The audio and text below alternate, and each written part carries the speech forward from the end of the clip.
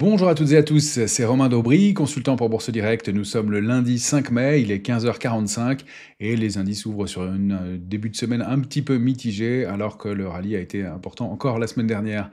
Merci à toutes et à tous de liker et partager ce contenu, comme vous êtes de plus en plus nombreux à le faire, de vous abonner à la chaîne Bourse Direct YouTube et puis de nous suivre sur nos comptes Twitter respectifs si vous souhaitez plus d'informations sur les marchés.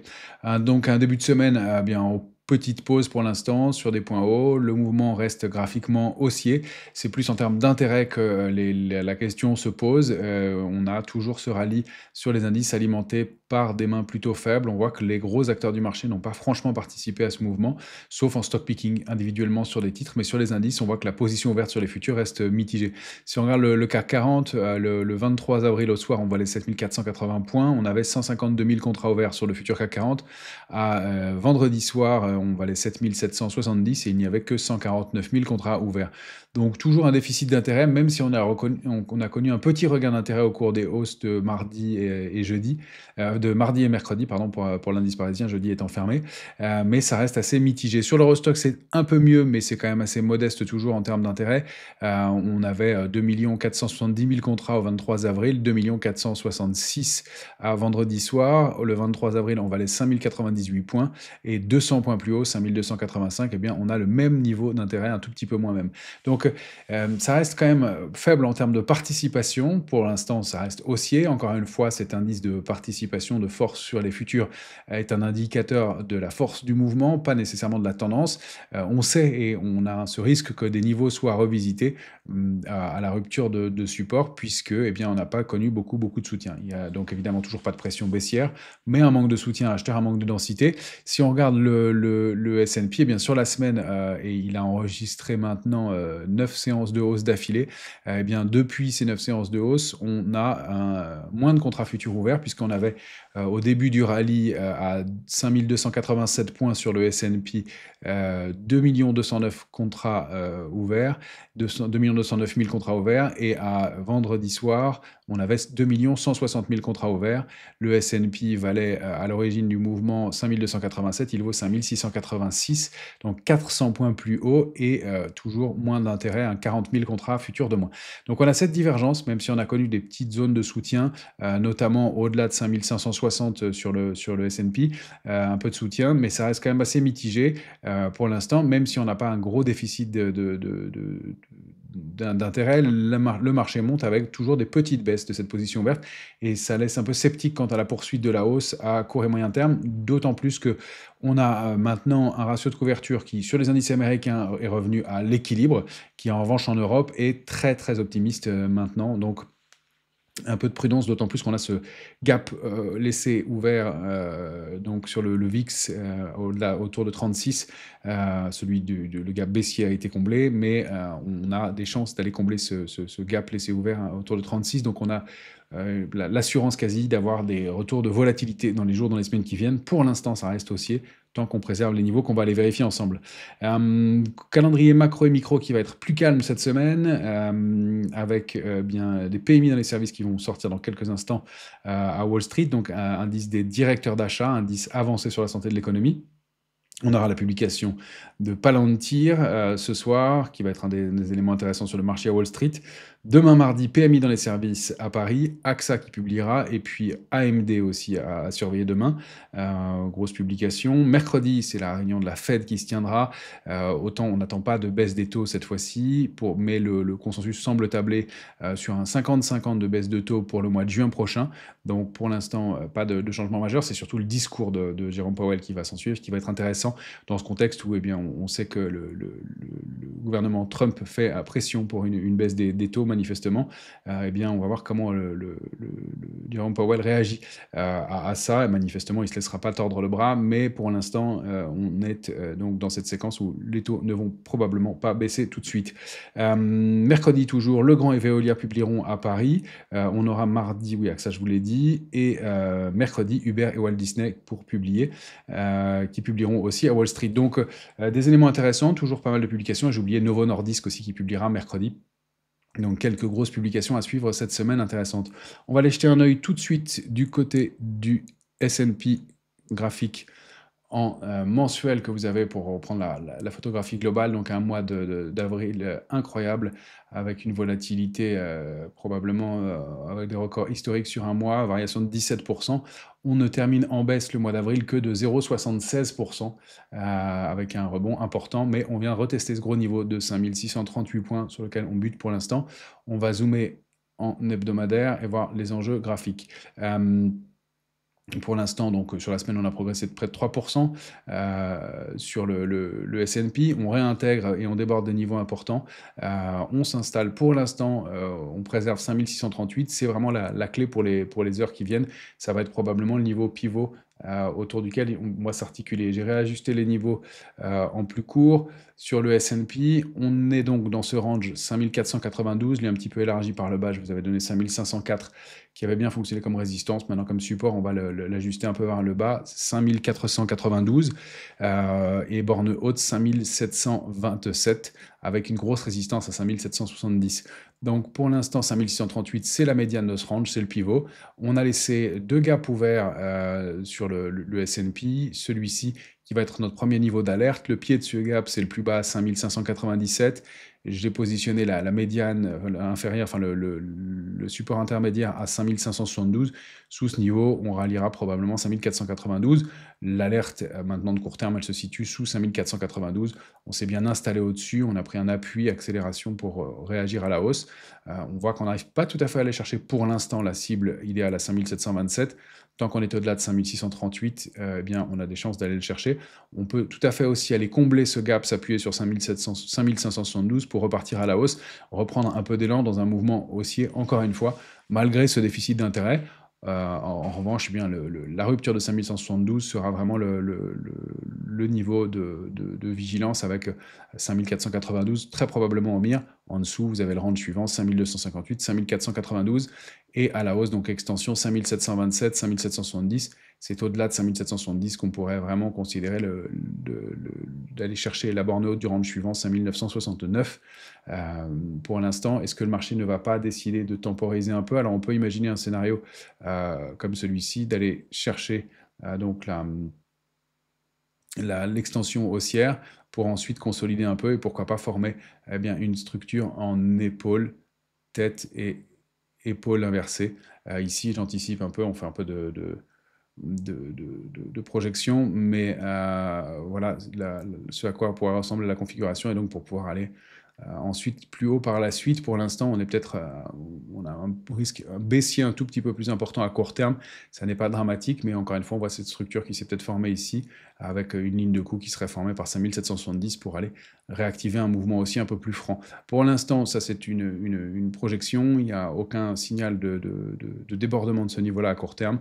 On va suivre ce grand range, 5492, 5770 au max, avec 5727 comme cible idéale, et on voit que le S&P pour l'instant est collé à ce niveau pivot, 5638. On va jeter un œil du côté du Nasdaq comme toujours, et puis on ira voir le VIX. Le Nasdaq, même type de configuration. On a débordé ce niveau de 19 120. La cible idéale, c'est 19 290. Pour l'instant, on forme une petite pause après un nouveau mouvement haussier. De la même façon, gap, deux gaps d'affilée. Le premier support, le premier niveau de gap pourrait être comblé sans remettre en cause la tendance. Donc on peut revenir jusqu'à 19 610 sans invalider la tendance. En dessous, clôture sur plusieurs clôtures en dessous, ce serait plus gênant, avec retour à 19 120 probable. Je rappelle que sinon, l'extension haussière, c'est peut-être cette tasse et anse qui s'est formée avec accélération, throwback sur la ligne de coup, et maintenant extension haussière, et on dupliquerait le mouvement par le haut pour aller chercher une cible située aux alentours de 21 750. Pour l'instant, on manque un peu de momentum à court terme, et peut-être que les publications de la semaine vont donner des éléments intéressants. Le VIX, quant à lui, est bien allé combler son gap haussier qui avait été laissé ouvert le 3 avril. On l'a comblé la semaine dernière. On se réinstalle autour de la zone du gap pour l'instant. On n'est pas allé chercher la cible idéale. Je vous rappelle que la théorie des gaps nous permettait de considérer que ce gap-ci était un gap de rupture. Le gap qui a été comblé ensuite le 23 avril, un gap de continuation, ce qui nous permet de dupliquer ce mouvement par le bas et de nous donner comme cible idéale dans la consolidation de la volatilité 20-22. Pour l'instant, on est en pause entre 23,35 et 24,84. Le risque au-delà de 24,84, c'est de réactiver le stress sur les marchés, donc mouvement de hausse sur la volatilité pour aller combler ce gros gap situé donc sous 36,88, gap donc laissé ouvert et le 14 avril est comblé partiellement uniquement le 21 avril. On a donc cette perspective dans les jours, dans les semaines qui viennent, assez probable de retour du stress. Pour l'instant, c'est entre deux eaux. Sous 23,35, on ira chercher rapidement 20,22. Au-delà de 24,84, attention, avec en mire 27,88, 30,92 et probablement retour pour aller combler le fameux gap du 14 avril. Voilà pour le VIX. On va jeter un œil du côté de nos indices européens et on commence par le DAX. Le DAX, évidemment, l'indice fort toujours haussier. Troisième gap pour le DAX haussier d'affilée en étant journalier. On s'inscrit toujours au-delà de la ligne de tendance haussière marquée par les points bas ici, là, là et là. Donc, pas de retournement de tendance tant que cette ligne est préservée et n'est pas enfoncée sur plusieurs clôtures. Le premier niveau d'alerte, c'est donc 22 815, niveau au-delà qu'on a débordé en gap donc le vendredi dernier. On est toujours en hausse. On s'attaque à cette résistance intermédiaire, enfin une résistance majeure d'ailleurs à 23 200. On a une autre résistance majeure à 23 485 qui correspond au top historique. Et l'extension, pourquoi pas, c'est d'aller former de nouveaux plus hauts historiques sur le DAX à 23 780. Attention donc à la rupture à très court terme de 22 815. Le risque et l'alerte, il commencerait sous ce gap à 22 605, avec comme dernier support 22 461. Dans ce cas-là, si on rompait ce niveau, eh bien on a un support clé à 22 235, qui serait la médiane, un range plus bas, 21 830, 22 815. Ça, ce sera le gros support clé, c'est le niveau sous lequel on a accéléré à la baisse, hein, la figure de retournement qu'on avait construite du 13 février à sa rupture nette le 3 avril. Donc ce niveau est vraiment charnière. Pour l'instant, ça reste haussier, pas d'invalidation. Premier niveau de support, et tant qu'on est au-dessus de ce gap, eh bien, on peut continuer à travailler à l'achat pour viser 22 485 et pourquoi pas 23 780. Vous avez des extensions de long terme à 24 725 éventuellement. Sur l'Eurostoxx, même type de configuration, mais un peu plus d'hésitation. On avait bien identifié cette oblique baissière formée par les trois dernières bougies. Accélération et débordement en gap haussier. Franche accélération, on ouvre point bas, on ferme point haut. C'est un signe de force toujours hein, dans ce mouvement. Même si, encore une fois, on déplore ce déficit d'intérêt sur les marchés dérivés qui peut, d'une part, se matérialiser par la suite et qui est juste un indicateur du fait que eh bien, la zone sera peut-être revisitée en cas de rupture de niveau technique. Donc 5228, le premier niveau d'alerte, le comblement de ce gap du 2 mai, deuxième alerte avec cette fois-ci, tant qu'on ne clôturera pas sous 5183, des points d'achat systématiques pour viser des extensions. Sous 5183 en revanche, c'est retour à 5086 et niveau à préserver absolument au risque d'invalider une partie du mouvement qu'on a entamé ici. Du côté du CAC 40, on va aller voir le futur en 14 heures.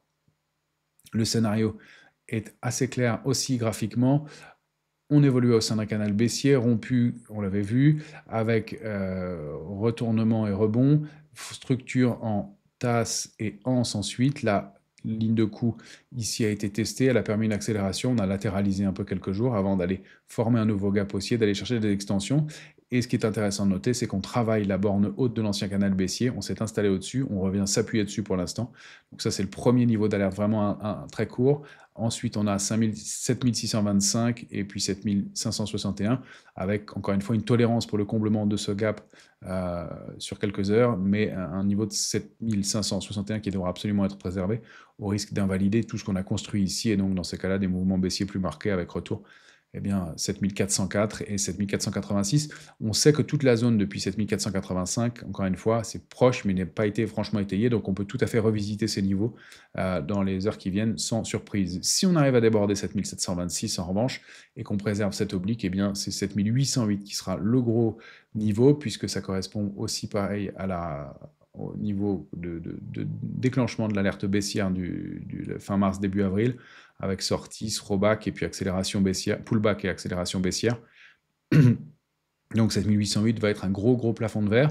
Maintenant, s'il est débordé, 7893, 7992 en mire, et pourquoi pas des tops aux alentours de 8198, 8002. Encore une fois, je me pose la question du momentum pour poursuivre, mais tant que bien, rien ne freine les marchés qui ont l'air d'être optimistes pour l'instant, aucune raison que ça s'invalide. Je voulais vous montrer quelques valeurs. On va commencer par quelques grosses capitalisations qui donnent des signes intéressants. On a Alstom, dont on n'a pas parlé depuis longtemps, mais qui se comporte plutôt pas mal et qui est proche de déclencher un signal d'achat.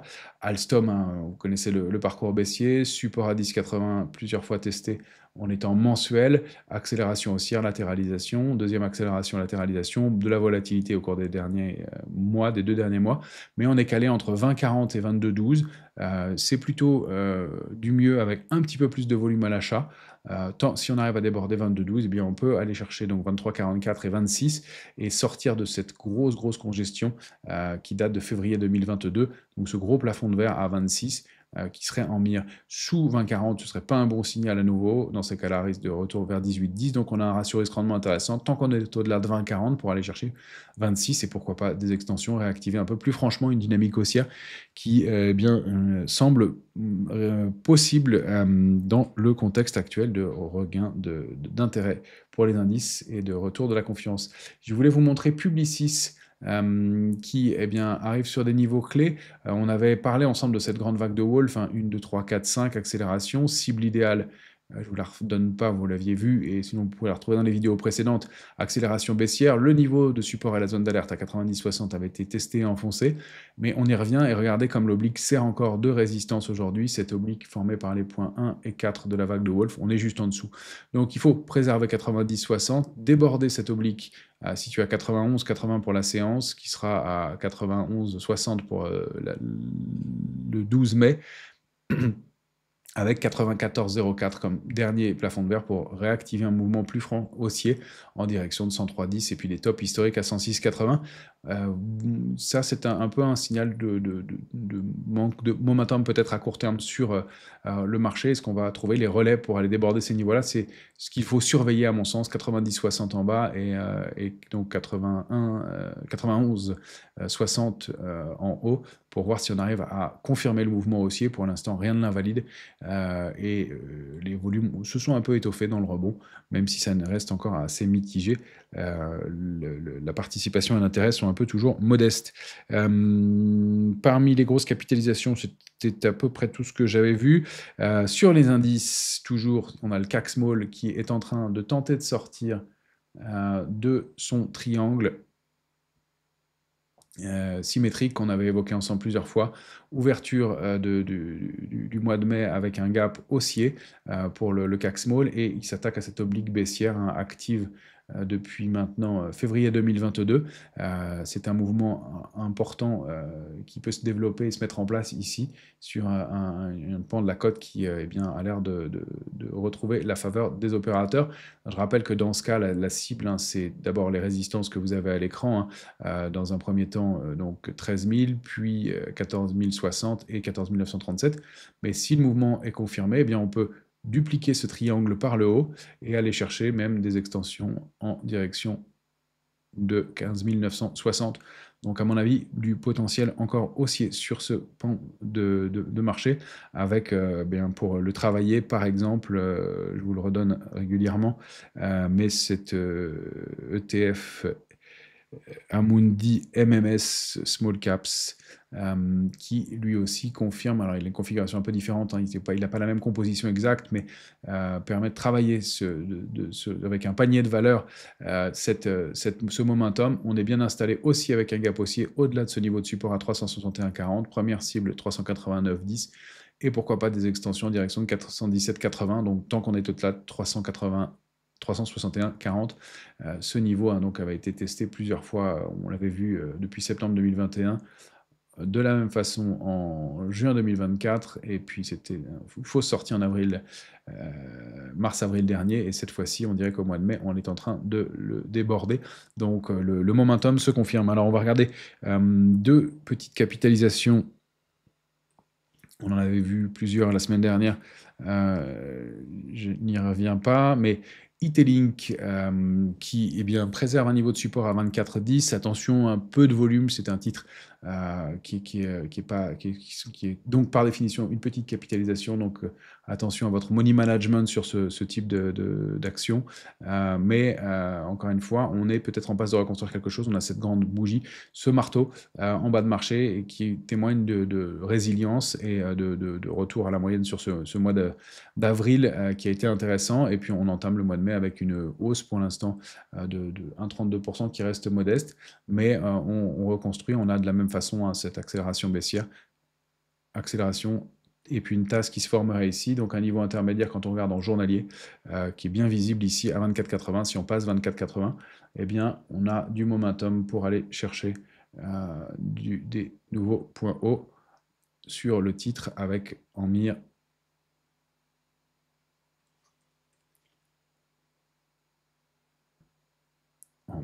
je vous donne la bonne cible.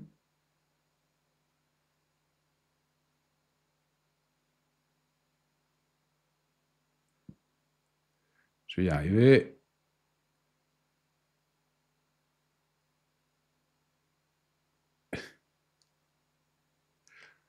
Eh ben, j'arrive pas décidément à marquer ce point.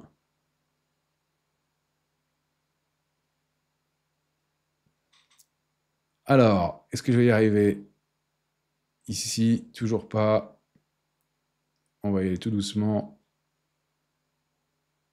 Voilà, pardon pour cet problème de manipulation, mais donc une cible située au-delà des résistances majeures en direction de 28,40. Donc une configuration intéressante, pareil, ratio risque-rendement qui sont intéressants puisqu'on est au-delà tant qu'on est au-delà de 24,10 avec des perspectives haussières significatives pour Italink.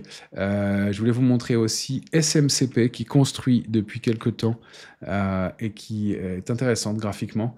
Le titre, quand on dézoome en mensuel, on va le voir, eh bien, donne pareil un signe de force. Hein. Reconstruction, on latéralisait, je vous disais à l'époque, on m'avait demandé il y a quelque temps d'analyser SMCP. Je vous disais que le momentum manquait un peu sur le titre. Le niveau de 3,78 est vraiment le plafond de verre à déborder. Mais cette accélération haussière, latéralisation, et puis de la même façon, ce marteau, cette résilience intéressante au-delà de ce support à 2,94, eh bien, permet d'envisager une reprise haussière avec comme premier mouvement la duplication du range 2,94, 3,78 pour aller chercher une première cible à 4,65. Et puis si on arrive à dupliquer tout le mouvement, là on a un potentiel aussi plus important bien sûr, puisqu'on prendrait dans ce cas-là la taille de la figure globale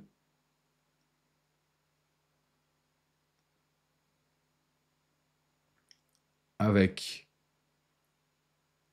en mire le range dupliqué par le haut et des niveaux de résistance clés pour le titre qui se situent autour de 5,85. Donc une réactivation haussière possible, du momentum, du volume et un signal d'achat qui a l'air de se mettre en place sur SMCP. Donc c'est pas mal. Je voulais faire un tour du côté des matières premières. L'ETF Como est bien toujours assez plombé, notamment par le pétrole, hein, le Brent qui a le pétrole qui a baissé suite à l'annonce de l'OPEC d'augmenter ses quotas de production et qui donc entraîne un peu l'ETF dans son ensemble à la baisse. On n'arrive pas à reconstruire franchement de momentum. Si on zoome à court terme, on est inscrit dans un petit triangle, un petit fanion, un petit triangle qui laisse envisager au moins un retour sur le niveau de support à 20,62. Niveau clé, alors pour l'instant, la rupture n'est pas déclenchée, mais on a voilà, une petite structure de compression et on n'arrive pas à réactiver à la hausse. Alors à l'inverse, si on arrive à s'affranchir de 21,95, on peut repartir un peu plus à la hausse. Pour l'instant, on voit que ça reste toujours un peu lourd sur l'ETF qui monte de 0,03% aujourd'hui, puisque c'est un panier de matières premières, hein, je le rappelle. Ça comprend du gaz naturel, du pétrole et puis des métaux précieux, entre autres. Mais pour l'instant, c'est un peu plombé. Alors, on va justement jeter un œil du côté du pétrole. avec eh bien, le Light Crude, le WTI, qui est ici, et dont on avait indiqué hein, le mouvement haussier depuis quelques temps, baissier pardon, depuis quelques temps, avec la rupture de ce triangle rectangle formé ici, des points hauts de plus en plus bas, et puis une horizontale parfaitement testée et préservée jusqu'à l'accélération baissière. Donc on se reprend un petit peu depuis l'ouverture, mais la cible idéale c'est 52,60, et puis les extensions peuvent mener jusqu'à 41,80. Donc pour l'instant, ça reste baissier, même si l'accélération ne se produit pas sur le WTI. On va jeter un œil aussi du côté du palladium. On en a parlé plusieurs fois, mais je trouve que ça compresse sur le palladium depuis quelque temps. On préserve systématiquement ce niveau de 896 depuis plusieurs semaines, et on ne peut pas exclure une sortie haussière ou baissière éventuellement, mais on avait eu cet avalement haussier, souvenez-vous, au mois de janvier, qui avait été donné un mouvement décevant, puisqu'il n'y avait pas eu d'accélération, mais on constate que là, les prix se compriment dans cette petite zone, et le niveau de 896 devra être préservé, ainsi que cette oblique. En revanche, elle est valable aussi dans le sens inverse, avec un petit triangle qui se met en formation ici. On va regarder en hebdomadaire maintenant. On va regarder le plus propre. Voilà, ici. Et donc, bien, le débordement de cette oblique et de la résistance intermédiaire à 987 permettrait d'aller rallier la borne haute du range à 1124 et pourquoi pas déclencher un mouvement haussier en direction de 1350, 1350, 1381 à surveiller à mon sens dans les heures qui viennent. Ça, encore une fois, compresse un petit peu. Je voulais vous montrer aussi l'euro-dollar qui reste, pour terminer, bloqué sur des niveaux techniques. On est bien toujours au contact de cette oblique baissière de long terme. On l'a débordé, on n'arrive pas à s'en extraire, mais on ne l'enfonce pas. Pour l'instant, hein, donc ligne de tendance baissière qui est active depuis 2009, tentative de débordement en 2011, mais retestée juste après. Testé ici, testé là et là, et bien, le niveau est bien identifié par les opérateurs. On est toujours installé au-dessus sur l'euro-dollar, avec donc, bien, tant qu'on est au-delà de ce niveau, je vais me remettre en hebdomadaire. Pour l'instant, une pause. Tant qu'on est au-delà de cet oblique, ce niveau, eh bien, un 15,48 qu'on a touché, un 16,94, un 17,62, et puis la zone 1,21,02, 1,22 à envisager. À la rupture, eh bien, on reviendrait tester le range à 1,11,14, et donc, retour éventuellement à l'intérieur du range si on ne préservait pas ce niveau. Pour l'instant, ça n'est pas le sens. L'euro-dollar reste haussier, même si on n'a plus beaucoup de momentum depuis quelques jours. Voilà les quelques éléments que je voulais vous donner pour ce début de semaine. Donc, toujours haussier, avec toujours, comme on le disait, on accompagne le mouvement haussier, mais avec toujours une poche de cash, et on recherche des opportunités, on prend du bénéfice, et sur quelques titres comme Eurofins Scientifique qu'on avait indiqué aussi, là, en revanche, on reste plus exposé, puisque manifestement, la hausse se confirme. Il y a quelques valeurs comme ça qu'on avait évoquées dans la vidéo de jeudi, donc je vous laisse revoir, où on avait fait un tour des valeurs du CAC fortes, et qui, eh bien, pour l'instant, continuent à performer. Excellente semaine à toutes et à tous.